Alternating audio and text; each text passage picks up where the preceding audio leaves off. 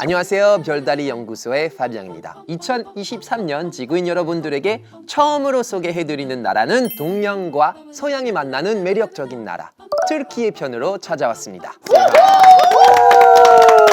저는 튀르키예 진주라는 도시 이즈밀에서 온 이렘입니다. 터키어로도 한번 소개해주세요.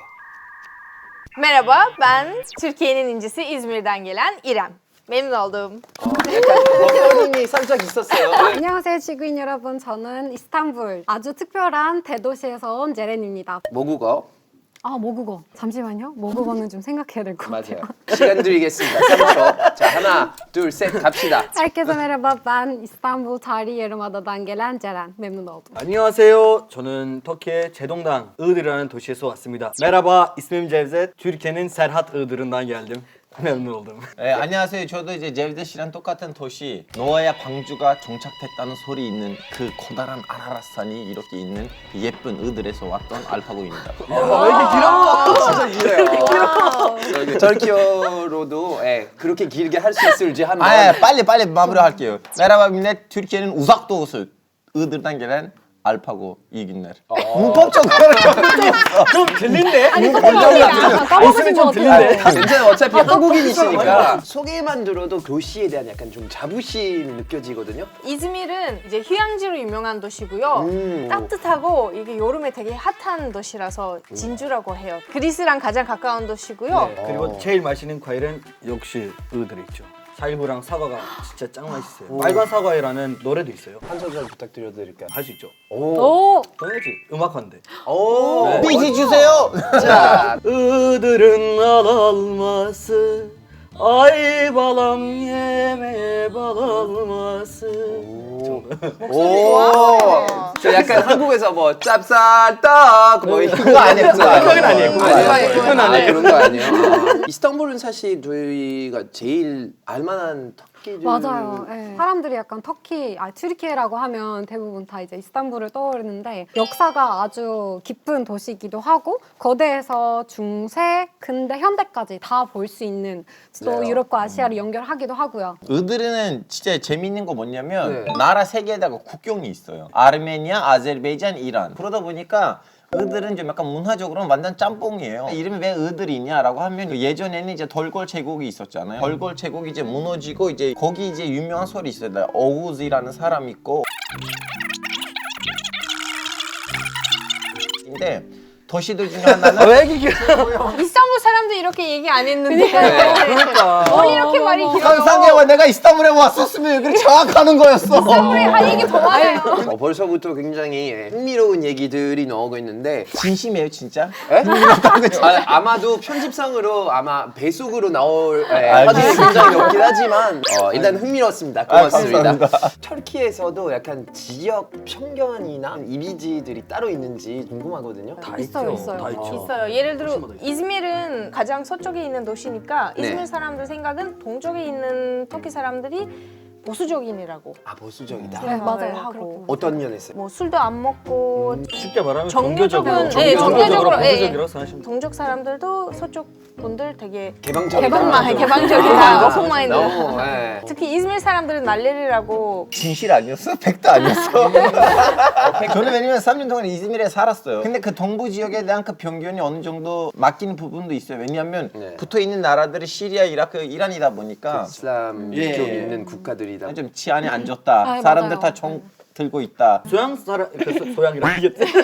서쪽 사람, 서쪽 이제 지역 사람들은 동쪽에 대해서 종 들고 있고. 합법이에요? 총 아니 뭐 독해서 합법이죠. 근데 권총 권총 정도만은 정도, 예. 그 허가증을 허가증을 정부에서 받으면 돼요. 따져요. 허가증을 네. 받아요. 이거 네, 이제 동쪽으로 오면 그게 사실 아닌 걸 알 수 있거든요. TV, 그러니까 언론사 문제인 것 같은데 이상한 드라마가 되게 많아요. 드라마에서 동쪽 사람들 항상 AK-47 들고 그렇게 다니고 AK-47 들고 돌아다니고. 맞아요. 근데 사실은 AK-47 아니고 M16 미제를 들고 다니고 맞아요. 근데 그렇게 묘사한 이유가 있을까요? 예전에 예전에 진짜 80년대쯤에 테러 사건들이 되게 많았거든요. 근데 요즘은 그렇진 않아요. 이스탄불은 인기도 많고 터키 안에서도 사실 누구나 좀 한 번쯤 살고 싶은 도시거든요. 아, 네네. 그리고 좀 이주도 많이 오고 다양한 도시에서 이스탄불을 찾아오니까 이게 짬뽕 된 짬뽕, 느낌도 그쵸, 있어요. 그쵸. 약간 문화 자체도 그렇고 옛날만큼 이스탄불 고유의 문화가 지금은 없을 거예요. 모든 사람들 살아보고 싶은 도시니까 모든 사람들 살려고 거기 이사 가니까 요즘에 사람이 너무 많아져서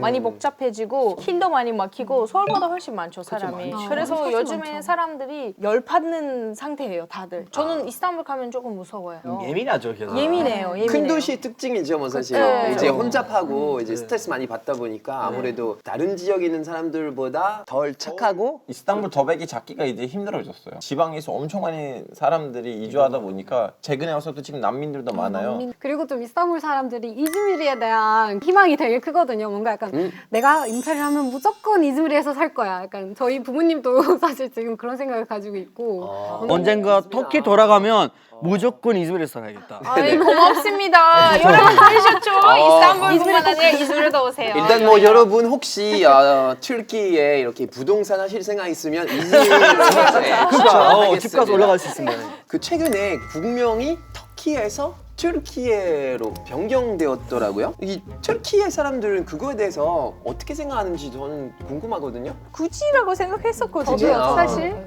근데 이제 한국말로 우리 터키 이렇게 익숙했으니까 한국어로 얘기할 때 아직도 터키가 나오고 제렌 씨도 터키라고 네, 실수로 얘기했는데 튀르키예라고 할 때는 좀 제가 쓰는 것도 정말 헷갈리거든요. 맞아요. 그래서 이게 그렇죠. 국가를 쓰라고 할 때는 튀르키예? 아, 터키? 튀르키예. 어떻게 아, 써야 되지? 헷갈리죠? 튀르키예고 그래서 핸드폰을 계속 번역기를 돌려요. 약간 헷갈리니까. 웃프다. 그 튀르키예 사람이 분명히 쓴다는 거 좀 어려워하는 게 어려우니까. 살짝 튀르키예 사람으로서 가장 많이 듣는 그 편견이나 뭐 질문이 있을 것 같아요. 터키 어디서 왔어요? 아, 저 이스탄불이요. 이렇게 얘기하면은 수도에서 오셨네요. 막 이렇게 많이 얘기를 하는 거예요. 수도는 어디예요? 앙카라입니다. 그쵸. 네. 수도 이스탄불 아니에요. 이렇게 말하잖아요. 그러면은 엥? 아니지 않나 하면서 검색하시는 분도 계시거든요. 나 안 믿고 나 터키 사람인데. 앙카라는 그 그쵸. 어떤 이미지예요? 저는 살아봤거든요. 1년 동안 살아봤는데 너무 회색 도시라고 생각하거든요. 너무 사실 심심하고 요즘 도시군요. 네. 네, 맞아요. 앙카라 아닌 사람들한테 공통된 클리셰 하나가 있어요. 앙카라 제일 좋은 점 뭔지 알아요? 뭐예요? 앙카라에서 떠나는 것이다. 원래 이스탄불은 수도였어요. 한 4세기부터 쭉 수도였다가 그러면 어쩌다가 앙카라가 수도 됐냐? 1차 대전을 터졌는데 튀르키예는 쳤어요. 오스만 제국이 쳤어요. 그러면 연합군, 프랑스군하고 영국군이 이스탄불에 와요. 점령하려고. 그러면 이제 이 튀르키예 사람들이 해방을 하려고 하거든요. 얘네들 왜 왔냐? 나가라고. 앙카라가 수도 돼버린 거예요. 동쪽 사람들이 이스탄불까지 가기가 너무 어렵거든요. 그쵸. 어떤 사람이든 수도를 빨리 쉽게 갈 수 있게끔 그런 이유도 있어요. 제가 많이 받는 질문은 터키 이슬람 나라예요? 이렇게 많이 물어보는데 아, 국교가 이슬람이냐? 네, 종교가 없어요. 이렇게 얘기하면 검색하면은 99% 이슬람 나오는데 이렇게 하는데 국교 어차피 분리되어 있죠. 네. 세속주의죠. 우리 아이디 카드에 우리 종교가 들어가요. 지금은 원하면 들어간다고 하는데 태어나면 부모님의 믿는 종교가 일단 들어가요. 크면은 그거 지울 수도 있고 바꿀 수도 있고 그렇게 하는데 사람들이 보통 귀찮아서 안 하죠.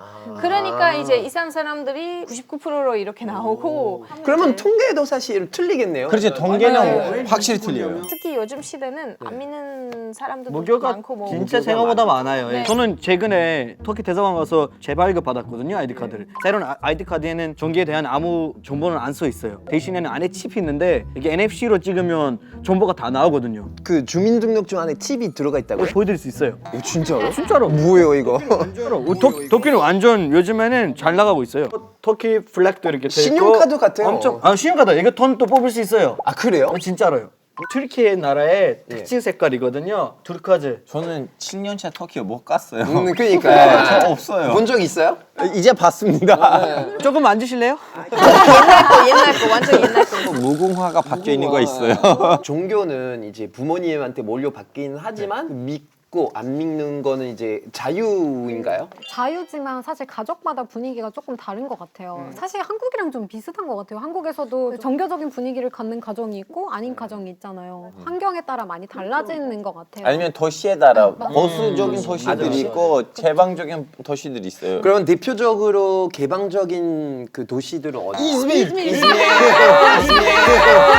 아주 좋다. 이즈밀! 파리! 믿는 사람들이 있더라도 믿는지 안 믿는지 구별할 수 없는 정도. 또 들어본 질문이 있을까요? 뭐 종교 관련해서. 돼지고기도 아주 잘 먹고 술도 잘 먹고 히잡도 안 쓰고 하다 보니까 회식을 갔는데 아 삼겹살 괜찮으시겠어요? 막 이러는 거예요. 너무 좋죠. 막 너무 좋아요. 막 이러는데 근데 제렌 씨는 그러면은 이슬람 아니신 거예요? 막 이렇게 물어보시더니 다 설명을 했죠. 자유롭다. 터키 사람 내가 그렇게 생각해요. 마음이 중요하니까. 맞아요. 제가 이런 질문 많이 받아요. 너는 아버지 몇 번째 부인에서 태어났냐?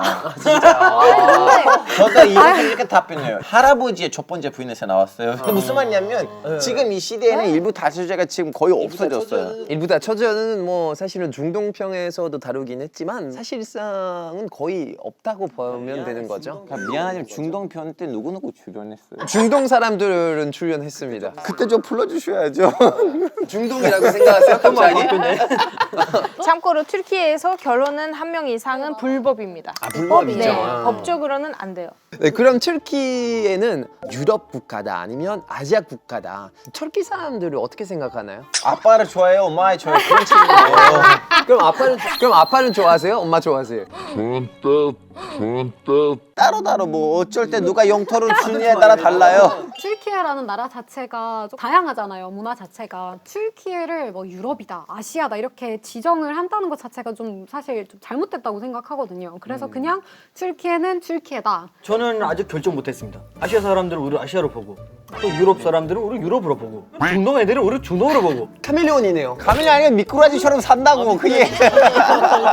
그래서 우리는 그냥 튀르키예요. 네, 저도 똑같이 생각해요. 저는 다르게 생각해요. 터키는 예전에 유럽이었다가 지금 아시아 됐다고 봐요. 저는. 왜냐면 지금 난민이 너무 많아졌어요.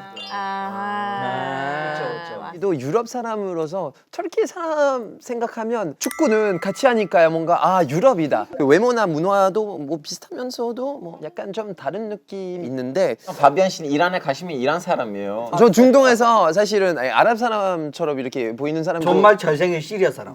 맞아. 그 터키의 분들에게 있겠습니다. 터키 사람들도 한국도 형제 나라라고 생각을 하시나요? 일단 저는 작은 할아버지가 네네. 한국 전쟁에 참전하신 분이라 정말요? 네, 한국에 대한 좀 정보를 알고 있었어요. 근데 가서 터키의 현재 나라 있냐고 물어보면 뭐 대부분이 파키스탄이라고 할 수도 있고요. 파키스탄보다 아제르바이잔. 아제르바이잔. 두 번째는 파키스탄, 세 번째는 뭐 보스니아. 보스니아, 네 형제가 번째는 많네요. 형제 많아요. 아제르바이잔을 형제나라로 생각하는 이유가 뭐냐면 진짜 말 그대로 형제, 같은 민족이에요. 그쵸. 같은 네. 피지고. 자, 파키스탄을 왜 형제나라로 생각하냐?